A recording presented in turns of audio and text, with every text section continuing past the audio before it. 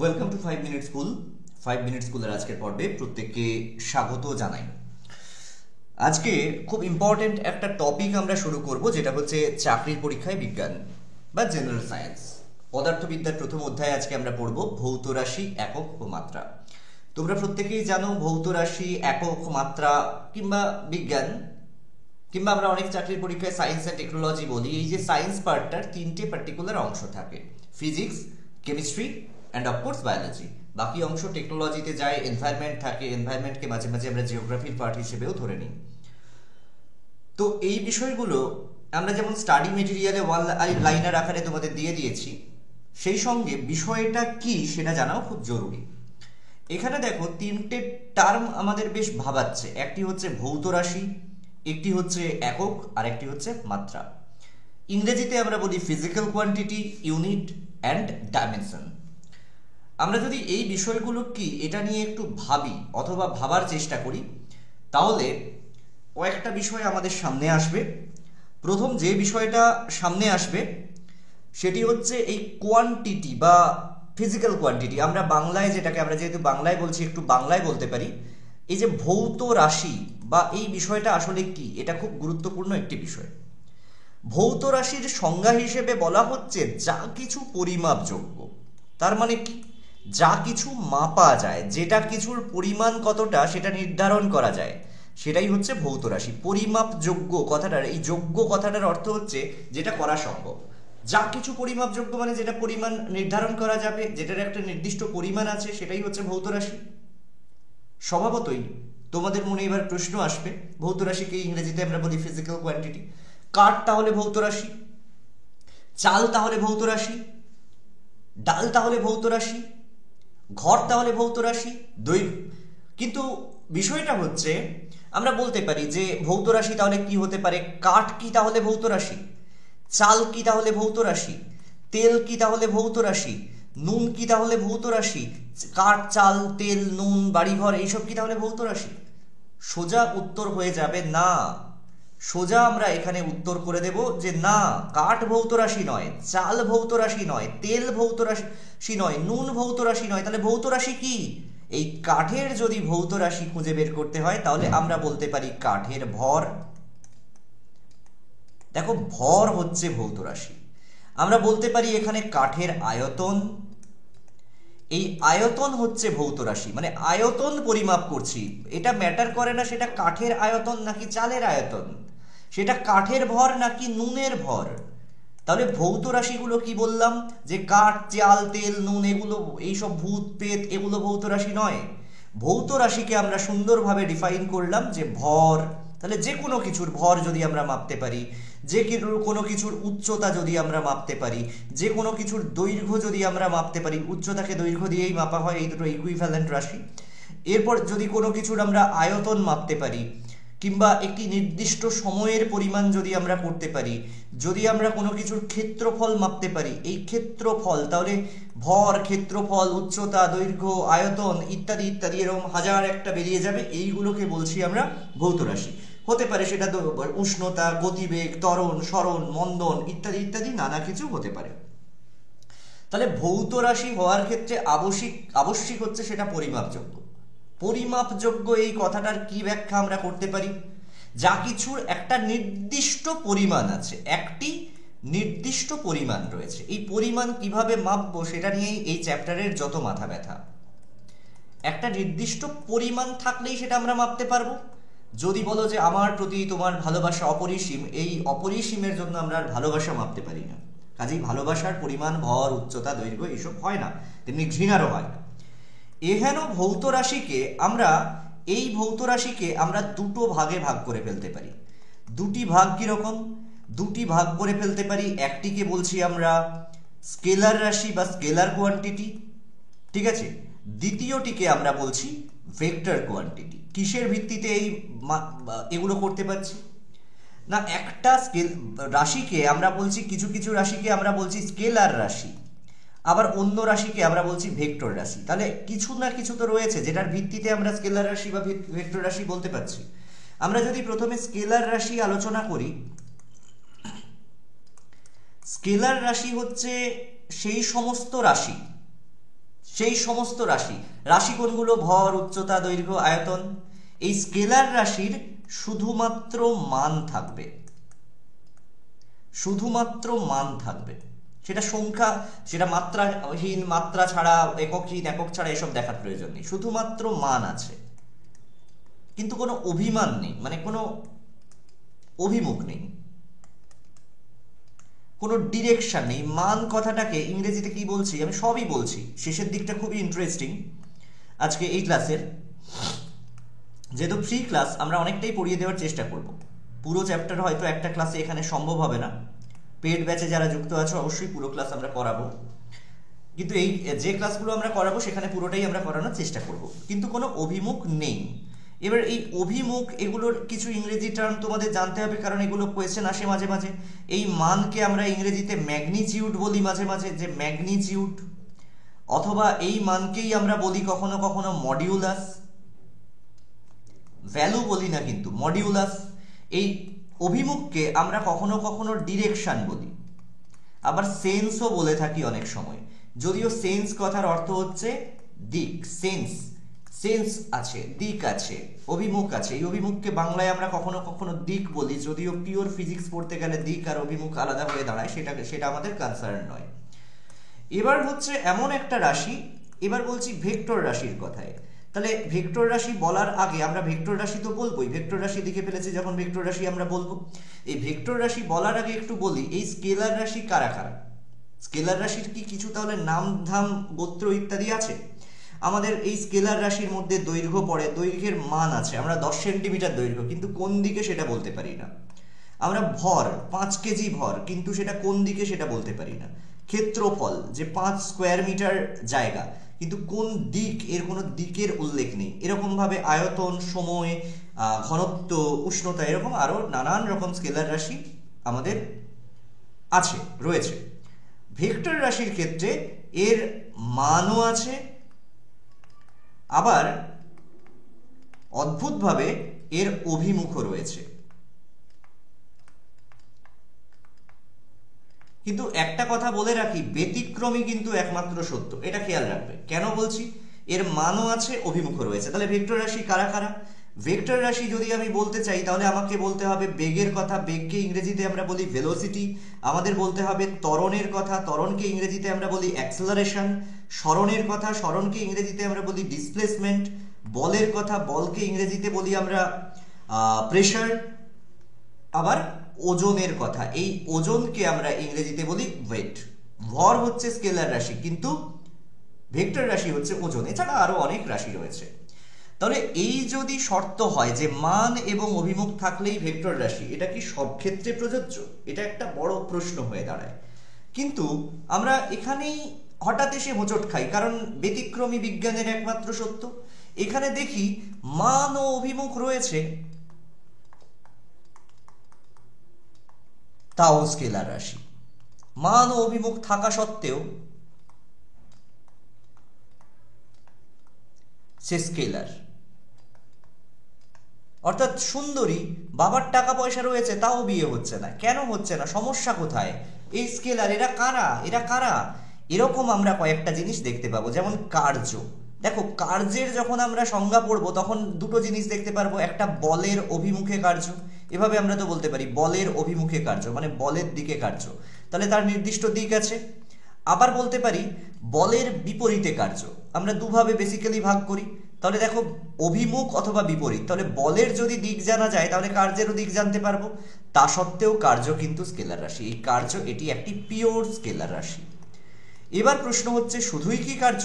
না, দেখো তড়িৎ প্রবাহ, তড়িৎ প্রবাহ কোন দিকে তড়িৎ প্রবাহিত হয়? তড়িৎ কোন দিকে প্রবাহিত হয় না, ইলেকট্রন এই দিকে যদি ইলেকট্রন প্রবাহিত হয় তাহলে কারেন্ট উল্টো দিকে প্রবাহিত হবে, তড়িৎ তার বিপরীত দিকে প্রবাহিত হবে। তাহলে তড়িৎ প্রবাহের আমরা ডিরেকশন পাচ্ছি, তড়িৎ প্রবাহের ক্ষেত্রে দিক আছে, কোন দিক থেকে কোন দিকে তড়িৎ প্রবাহিত হচ্ছে দিক আছে। থাকা সত্ত্বেও এটা হচ্ছে স্কেলার।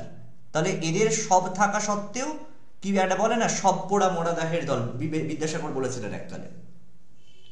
এই হচ্ছে দুটো উদাহরণ। এবার প্রশ্ন হচ্ছে ভৌত রাশি কি এতটাই ঠুনকো যে একে দুটো ভাগেই ভাগ করা যায়, আর কিছু ভাগ করতে পারবো না? এখানেই আসে মোস্ট ইম্পর্টেন্ট একটি আলোচনা। কি আলোচনা? কি আলোচনা না, এখানে একটা বিষয় হচ্ছে না, তৃতীয় একটি ভৌত রাশি চলে আসে। রাশিটা কি? রাশিটার নাম হচ্ছে টেন্সর। এই টেন্সর নিয়ে বিরাট একটা ক্ষেত্র রয়েছে, যেখানে রয়েছে টেন্সর অ্যালজেব্রা। যারা ফিজিক্স বা ম্যাথমেটিক্স পড়েছো তারা জানো, সেখানে রয়েছে টেন্সর ক্যালকুলাস।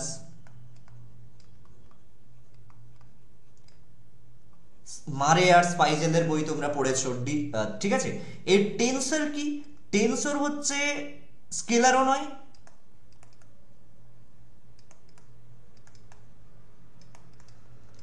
আবার ভেক্টরও নয়।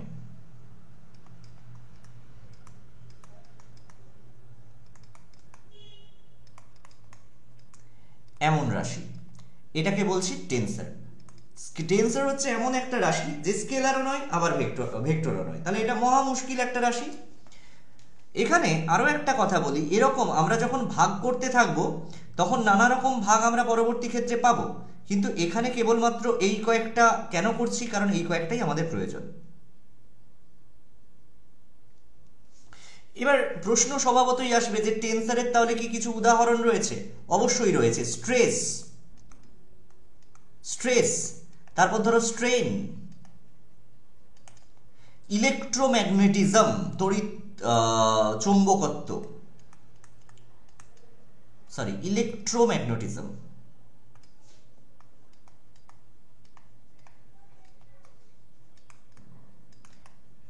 এখানে আরো কয়েকটা রাশি যোগ হয়, যেমন কন্ডাক্টিভিটি, ধারকত্ব, কিংবা মোমেন্ট অফ ইনার্সিয়া।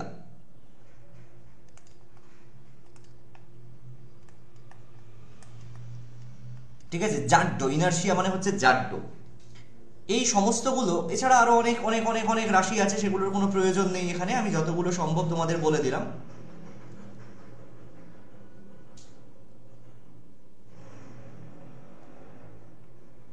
এবার এই এখানে টেন্সরকে আমরা দুটো ভাগে না, খুব বেসিক দুটো ভাগে ভাগ করে ফেলতে পারি। কিরকম? একটাকে বলি rank zero tensor. Rank zero tensor মেনের জন্য এগুলো কিন্তু খুব পড়তে হবে, বা আরআরবি, এনটিপিসি, সিজিএল এগুলোর জন্য পড়তে হবে। র্যাঙ্ক জিরো টেন্সর কি? ঠিক আছে, তার মানে একটা scalar which has magnitude but no direction, that is called rank zero tensor. এখানে আর কি হয়? rank 1 tensor। কি rank 1 tensor কি? না, a vector which has both magnitude and direction, সেটাকে আমরা বলছি rank 1 tensor। সেগুলোতে পরে আসছি, সেগুলো খুব একটা আমাদের এখানে ইম্পর্টেন্ট নয়। তাহলে এখানে কি ইম্পর্টেন্ট না, এবার আমরা যাব একটি ছোট বাচ্চার গল্পে। একটি ছোট বাচ্চা যার নাম কালক্রমে কোনো একটা কারণে মোনালিসা। এই মোনালিসা চিত্রকর্মটা এঁকেছিলেন কে জানো? এই মোনালিসা হচ্ছে সেই মোনালিসা যাকে আঁকেন লিওনার্দো দা ভিঞ্চি। এটাও তোমাদের এক্সামে আসে, আমি বলে দিচ্ছি। Leonardo da Vinci, Vinci code. Leonardo da ভিঞ্চির এই আঁকা ছবির মডেল কে ছিল জানো? তোমরা শুনে অবাক হবে, তার একজন বন্ধু স্ত্রী যার নাম ছিল মাদানো লিসা জেবার্দিনার। এই ছবিটার কোনো ভ্রু নেই, বুঝলে? এই মোনালিসা, হঠাৎ একদিন মোনালিসাকে তার মা বললেন যে যা বাজার থেকে কিছুটা চাল নিয়ে আয়। এই কিছুটা, একটা ছোট্ট কথা যে কিছুটা চাল নিয়ে আয়, এই কিছুটা মানে কতটা? কিছুটা মানে কতটা? 1 মুঠো, 2 মুঠো? এই কিছুটা চালের কনসেপ্টটা কি? এই কিছুটা চাল বললে দোকানদার একরকম বুঝবে, ক্রেতা একরকম বুঝবে, বাজারের অন্য লোকজন একরকম বুঝবে, মা একরকম বুঝবে, মাসি একরকম বুঝবে, ঐশ্বর্য রায় একরকম বুঝবে, প্রেমিক একরকম বুঝবে, প্রেমিকা একরকম বুঝবে। কিন্তু সেটা তো কোনো কাজের কথা নয়। প্রত্যেকের বোঝা যদি আলাদা হয় তাহলে সেটা বোঝা হয়ে দাঁড়ায়। দুই বোঝার পার্থক্য বোঝো। প্রত্যেকে যদি আলাদা আলাদা বোঝা হয় প্রত্যেকের, তাহলে সেটা বোঝা হয়ে যাবে দিনের শেষে। সেজন্য এই কিছুটা চাল এটা না বলে একটি সুবিধাজনক পরিমাণ ধরে নেওয়া হলো। এই সুবিধাজনক পরিমাণটা কিরকম না, যে সুবিধাজনক পরিমাণের গুণফল রূপে আমরা এককগুলোকে ধরবো। এই সুবিধাজনক পরিমাপ কিরকম? সুবিধাজনক পরিমাপ ধরো একটি ক্ষেত্রে আমি ধরলাম এখানে একটি রাশি, রাশিটি হচ্ছে ভর। এই ভরের ক্ষেত্রে 1 গ্রাম হচ্ছে এমন একটি সুবিধাজনক পরিমাণ, 1 গ্রামকে আমরা যখন এটাকে 5 বার নেব, 1 গ্রাম ইন্টু যখন 5 বার নেব তখন সেটা হয়ে যাবে 5 গ্রাম। আবার ধরো 1 গ্রাম যখন আমরা 500 বার নেব তখন হয়ে যাবে সেটা 500 গ্রাম। তাহলে এই গ্রাম হচ্ছে একটাই, 500 গ্রাম মানে 500 বার 1 গ্রাম করে নিলাম। ইউনিট তাহলে 1 গ্রাম, যেটা আবার সিজিএস ইউনিটও বটে। যে কারণে একটা সুবিধাজনক পরিমাপ, সেটা সবার জন্য একক এক, বাবার জন্য, মায়ের জন্য, কাকার জন্য, কাকির জন্য, ওই যে লোকটা দাঁড়িয়ে রয়েছে কাঁসাই নদীর পাশে তার জন্য, সবার জন্য একই রকম একটি পরিমাপ নেওয়া হলো। এবার এখানে একটি কথা বলি, আমরা যখন রাশি বলছিলাম, এই রাশিগুলোকে বা রাশিকে আমরা একটু আগে বলছিলাম, রাশি মানে রাশি সিরিয়াল নয়, রাশি বলতে এখানে আমরা ভৌত রাশিকে বুঝবো, ফিজিক্যাল কোয়ান্টিটিকে বুঝবো, ঠিক আছে? ভূত প্রেত নিয়ে আমাদের কারবার। এই রাশিটাকে আমরা বেসিক্যালি দুটো মেজর টাইপে, দুটো ভাগে ভাগ করে ফেলি। কিরকম দুটো ভাগে ভাগ করে ফেলি? একটাকে আমরা বলতাম মূল রাশি, আর দ্বিতীয়টাকে বলি মূল রাশি বা এটাকে ইংরেজিতে বলি ফান্ডামেন্টাল কোয়ান্টিটি, আর দ্বিতীয়টাকে কি বলি? লব্ধ রাশি।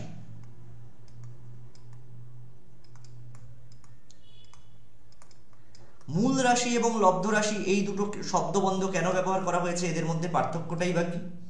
মূল রাশি বেশি হয় না, মূল রাশি হচ্ছে 3টে রাশি। একটা হচ্ছে ইউজুয়ালি এসআইতে যদিও আলাদা, একটা হচ্ছে দৈর্ঘ্য, একটি হচ্ছে ভর, একটি হচ্ছে সময়।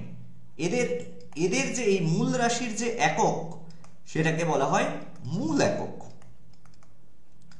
কেন কেন এদেরকে মূল রাশি বলা হয়? কারণ এরা হচ্ছে অন্য রাশির ওপর নির্ভর করে না, এরা পরমুখাপেক্ষী নয়।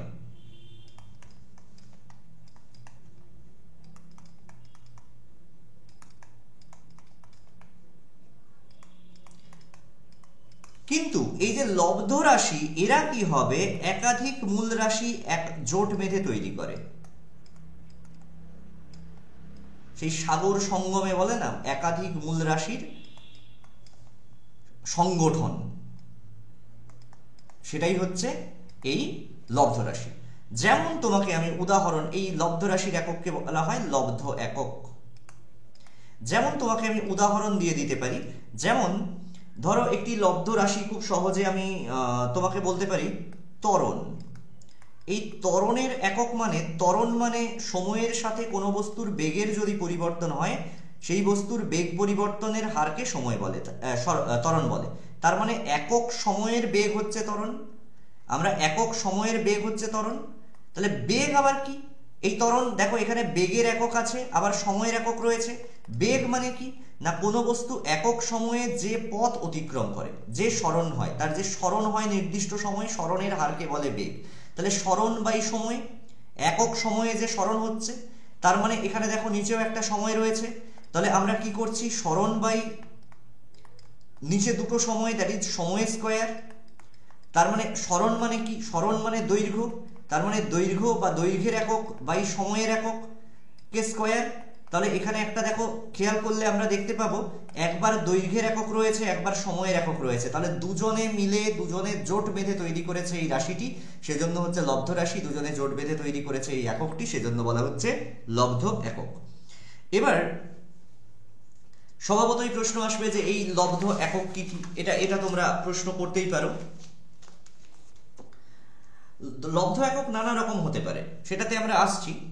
এবার এই যে পরিমাপের বিভিন্ন এককের ব্যবস্থা রয়েছে, পরিমাপের বিভিন্ন একক। এবার সমস্যা হচ্ছে এই এককের নামেই এই পদ্ধতিগুলোর নাম, একক ও পদ্ধতি। বেশ কয়েকটা পদ্ধতিতে, নানান দেশে নানা রকম পদ্ধতিতে পরিমাপ করা হয়। ইউজুয়ালি আমাদের দেশে মেট্রিক পদ্ধতি ব্যবহার করা হয়। যাই হোক, এখানে পদ্ধতি কি? একটা পদ্ধতির নাম হচ্ছে সিজিএস পদ্ধতি, একটা পদ্ধতির নাম হচ্ছে এমকেএস পদ্ধতি, একটা পদ্ধতির নাম হচ্ছে এফপিএস পদ্ধতি, এবং আরেকটি পদ্ধতির নাম এসআই পদ্ধতি। এবার প্রতিটা পদ্ধতি আলাদা, নিজের মতো করে সে একদম একই রকম। কিরকম? এই প্রতিটা পদ্ধতিতে 3টে রাশি ধরা হয়, এই প্রতিটা পদ্ধতিতে 3টি রাশির ওপর ভিত্তি করে ধরা হয়। এই তিনটি রাশি হচ্ছে ভিত্তি।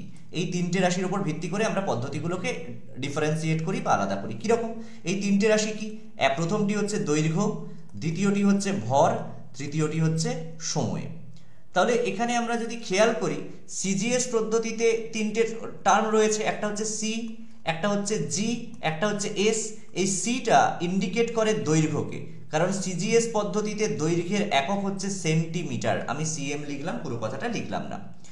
এখানে দ্বিতীয় যে টার্মটা জি, এটা ইন্ডিকেট করে ভরকে, মানে মাসকে। সিজিএস পদ্ধতিতে ভরের একক হচ্ছে গ্রাম, কোথাও কোথাও শুধু জিও লেখা হয়। আবার এস সময়কে ইন্ডিকেট করে, প্রতিটা পদ্ধতিতেই সময়ের একক হচ্ছে সেকেন্ড। সেকেন্ড এমন একটা একক যেটা প্রতিটা পদ্ধতির ক্ষেত্রে একই। এমকেএসেও এরকম তিনটে টার্ম রয়েছে, তিনটে ওয়ার্ড রয়েছে, তিনটে অ্যালফাবেট রয়েছে, একটা হচ্ছে এম, একটা হচ্ছে কে, একটা হচ্ছে এস। এবার এমকেএস কিরকম? এমকেএস পদ্ধতিটা কিরকম? এখানে দৈর্ঘ্য, প্রথমটা দৈর্ঘ্যকে ইন্ডিকেট করবে, দৈর্ঘ্যকে ইন্ডিকেট করবে মিটার। আবার ধরো ভরকে ইন্ডিকেট করবে কে? ভরকে ইন্ডিকেট করবে কিলোমিটার। আবার সময়কে ইন্ডিকেট করবে সেকেন্ড। এফপিএস পদ্ধতি, এটাকে এফপিএস যে পদ্ধতি, এটাকে আমরা অনেক সময় ব্রিটিশ পদ্ধতি বলি। কি বলি? ব্রিটিশ সিস্টেম, বা বাংলায় যখন লিখছি বাংলাতেই লিখতে পারি ব্রিটিশ পদ্ধতি, কারণ ব্রিটেনে এটা এখনো আজকের দিনেও ব্যবহার করা হয়।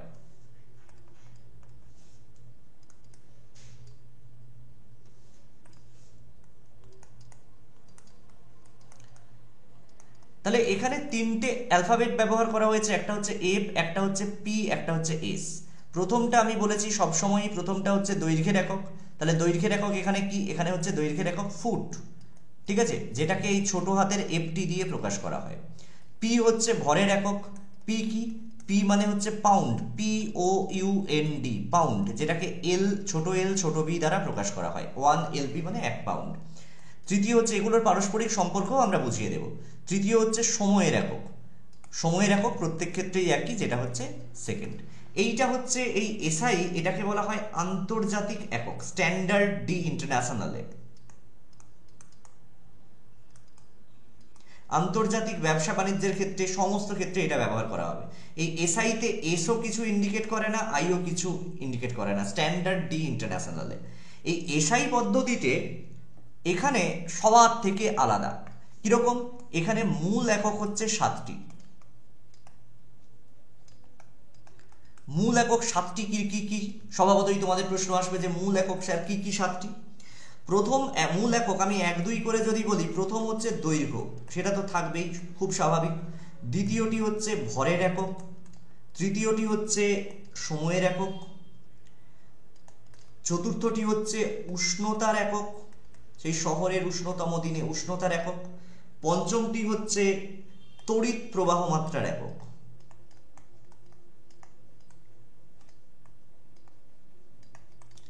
ষষ্ঠটি হচ্ছে আলোক দীপ্তির একক।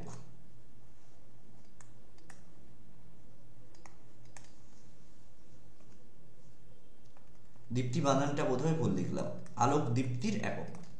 এবং সপ্তমটি হচ্ছে পদার্থের পরিমাণের একক। এখানেও কিন্তু শেষ নয়, আরো বলছি আমি, পদার্থের পরিমাণের একক বা পরিমাপের একক। তাহলে কি এই এককগুলো কি সেটা জানা খুবই জরুরি। দৈর্ঘ্যের একক হচ্ছে মিটার। আমি পুরো কথাটা লিখছি এখানে বুঝতে, তাহলে তোমার সুবিধা হবে। দৈর্ঘ্যের একক হচ্ছে মিটার। ভরের একক হচ্ছে এমকেএস এর মতো, কিলোগ্রাম। এটাকে এমকেএস এর সঙ্গে ইকুইভ্যালেন্ট করা হয়, কারণ দৈর্ঘ্য এবং ভর এবং সময়ের একক এখানে সমান। সময় তো সবগুলোতে সমান, কিন্তু এর পরের যে এককগুলো খেয়াল করো, এই উষ্ণতার একক হচ্ছে কেলভিন। এই কেলভিনের মান কত? কেলভিন হচ্ছে মোটামুটি বড় একক। কেলভিনের মান হচ্ছে 272 সঙ্গে আমরা 273 সঙ্গে আমরা কত যোগ করি? সেলসিয়াস স্কেলের তাপমাত্রার পার যোগ করি, সেটাতে আসছি পরে। তড়িৎ প্রবাহ মাত্রার একক হচ্ছে অ্যাম্পিয়ার।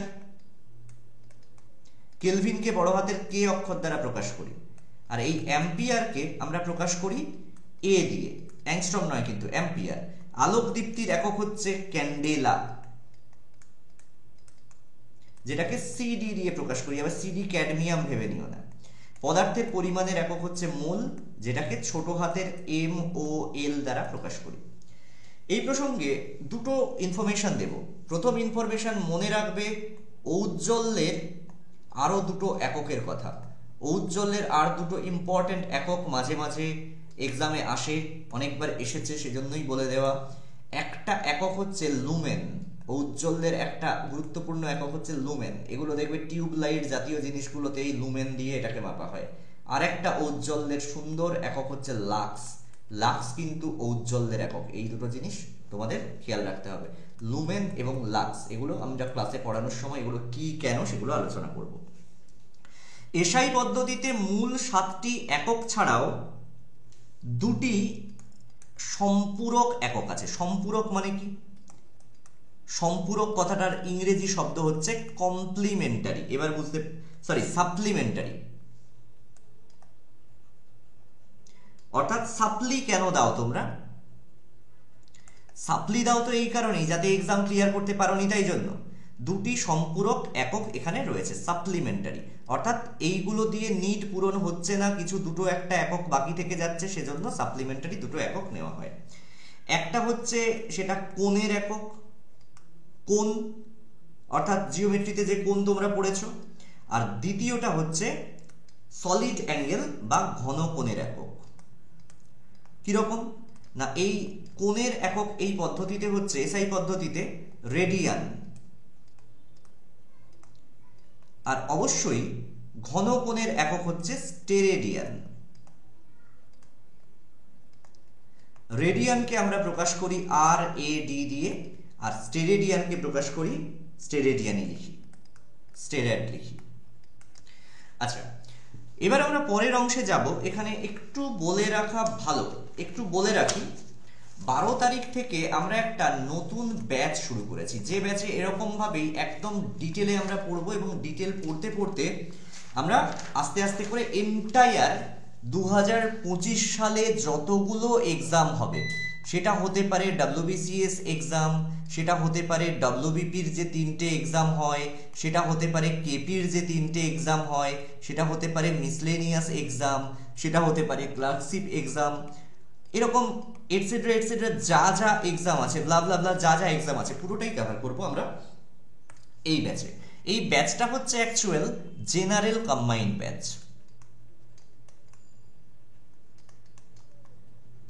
তো এই জেনারেল কম্বাইন্ড ব্যাচে কি হবে, প্রতিটা বিষয়ের প্রত্যেকটা টপিক আমরা ডিটেলে পড়বো, with all information, PDF note, সমস্ত কিছু। হার্ড কপি নোটস নিলে সেটা এক্সট্রা পড়বে। যদি এই ব্যাচে জয়েন করতে চাও, আমাদের হোয়াটসঅ্যাপ নাম্বার একটাই, 9735858096। এই নাম্বারে তোমাকে কিন্তু আমাদের হোয়াটসঅ্যাপ করে নিতে হবে। প্লিজ হোয়াটসঅ্যাপ অথবা কল করে নিতে পারো। আমরা একটু কোর্স ফির কথা যদি বলি, আমরা অত্যন্ত কম কোর্স ফি রেখেছি। কোর্স ফি খুবই ইজিলি তোমরা পে করতে পারবে, যে কোনো ইনস্টিটিউটের থেকে কম কোর্স ফি। কিরকম মানে কম কোর্স ফি মানে ঘাস চাষ হচ্ছে এরকম ব্যাপারটা কিন্তু নয়। একদম ডিটেলে কিভাবে পড়া হচ্ছে আমাদের, সেটা তোমাদের সামনে যা আছে আমাদের তোমাদের সামনে আছে, লুকোনোর কিছু নেই। মান্থলি ফিজ হচ্ছে, যদি মান্থলি ফি পে করো সেক্ষেত্রে তোমাকে পে করতে হবে মাত্র 500 টাকা প্রতি মাসে। আবার তুমি যদি ধরো ইয়ারলি পে করতে চাইছো, ইয়ারলি সাবস্ক্রিপশন নিতে চাইছো, সেক্ষেত্রে তোমাকে মাত্র 8 মাসের টাকা পে করলে, অর্থাৎ 4000 টাকা পে করলেই তোমার পুরো গোটা বছরের সাবস্ক্রিপশন হয়ে যাবে, এবং এটাও দিতে পারবে 4টে পর্যন্ত তুমি ইনস্টলমেন্ট নিতে পারবে। ঠিক আছে। আবার ধরো তুমি যদি মনে করো যে না, কম্পিটিটিভ এক্সাম একটা বড় ব্যাপার, আমি 2 বছরের সাবস্ক্রিপশন নেব, কারণ আমি সময় নিয়ে প্রিপেয়ার হতে চাচ্ছি, 2 ইয়ারের জন্য যদি নিতে চাও, সেক্ষেত্রে তোমাকে পে করতে হবে মাত্র 6000 রুপি। মানে 1 বছরের 12 মাসের পে করলে 24 মাসের হয়ে যাচ্ছে তোমার। এবং এই 2 ইয়ারের ইনস্টলমেন্টটাও তুমি আপ টু 4 ইনস্টলমেন্টে দিতে পারবে।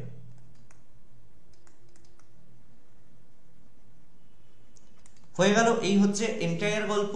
এর মধ্যে কি কি ইনক্লুডেড থাকবে, এর মধ্যে সমস্ত সাবজেক্ট ইনক্লুডেড থাকবে। এর মধ্যে আমরা হিস্ট্রি পড়বো, এর মধ্যে আমরা জিওগ্রাফি পড়বো, এর মধ্যে আমরা ইকোনমি পড়বো, এর মধ্যে আমরা INM পড়বো, এর মধ্যে আমরা পলিটি পড়বো, এর মধ্যে আমরা ম্যাথ করব ইন ডিটেল, GI পড়বো, এরই মধ্যে আমরা ইংলিশ পড়বো, এর মধ্যে আমরা সায়েন্স পড়বো, সায়েন্সের আবার ফিজিক্স পড়বো, এরই মধ্যে সায়েন্সের কেমিস্ট্রি পড়বো, বায়োলজি পড়বো, ইভিএস এনভায়রনমেন্টাল স্টাডিজ পড়ব, এরই মধ্যে টেকনোলজি পার্ট পড়ব, স্ট্যাটিক জিকে পড়ব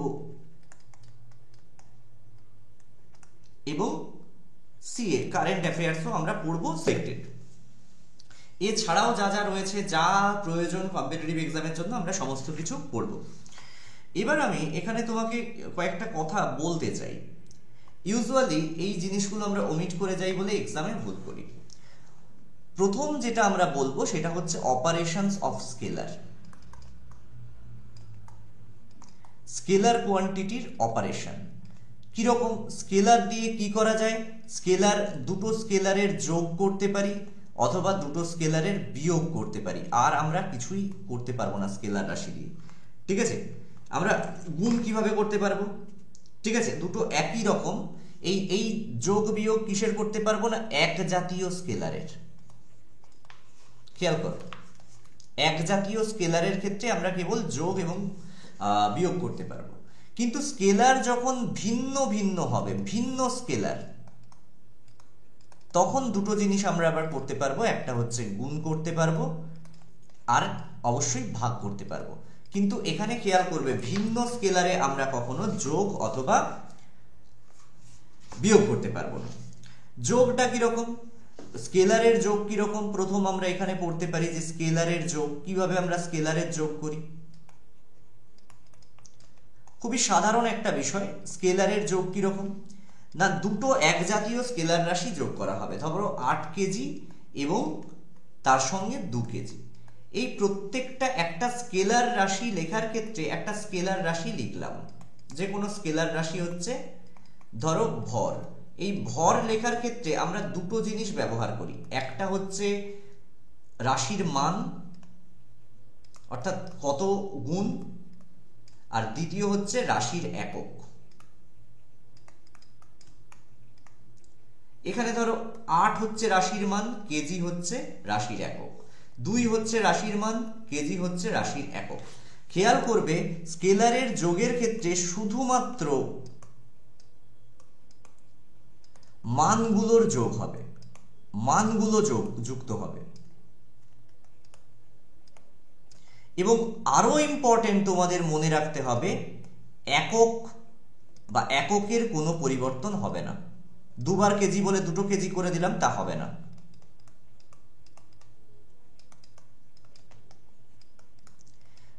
তার মানে এখানে কেজি হচ্ছে একটা ইউনিট, তাহলে কেজি কে কেজির জায়গায় থাকতে দাও। মান কে কে পেয়েছি, একটা হচ্ছে 8, একটা হচ্ছে 2, তাহলে 8 আর 2 কে যোগ করে দিয়ে টোটাল পেয়ে গেলাম 10 কেজি। এই হচ্ছে স্কেলারের যোগের নিয়ম। আবার আমি যদি বলি স্কেলারের বিয়োগের নিয়ম কি, অদ্ভুত বিষয় হচ্ছে এই যে স্কেলারের বিয়োগ, এটাও যোগের মতো একই নিয়মই ব্যবহার হয়। কিরকম না, স্কেলারের বিয়োগের ক্ষেত্রেও শুধুমাত্র মান নেব, এককের কোনো পরিবর্তন হবে না। কিরকম, ধরো 8 কেজি থেকে বিয়োগ করতে বলা হয়েছে 2 কেজি, তাহলে কেজির কোনো পরিবর্তন নেই, কেজি একই থাকবে। পরিবর্তন হবে কিসের, মানগুলোর। 8 থেকে 2 বাদ গেলে হবে 6, দ্যাট ইজ 6 কেজি হয়ে যাবে তোমার উত্তর। ঠিক আছে, এবার আমরা স্কেলারের গুণটা কিরকম সেটা আমরা ভাবতে পারি। স্কেলারের গুণ, আমরা তৃতীয় অপারেশনে চলে এলাম। এটি হচ্ছে স্কেলারের গুণ।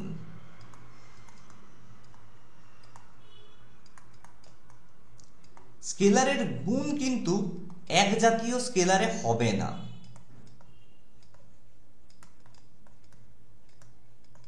স্কেলার সাধারণত নয়, সাধারণত নয় মানে কি তা হয় না, সাধারণত নয় বললে কি হবে না, হবে। কিরকম, যেমন ধরো ক্ষেত্রফল, যেমন ধরো আয়তন, এগুলোর ক্ষেত্রে হয়। সেটাও আমি দেখিয়ে দিচ্ছি কি হয়।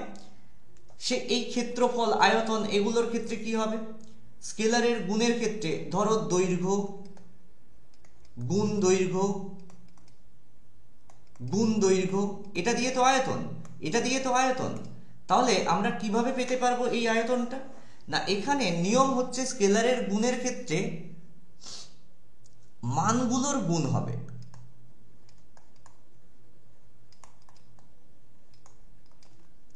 সাথে এককগুলোরও গুণ হবে।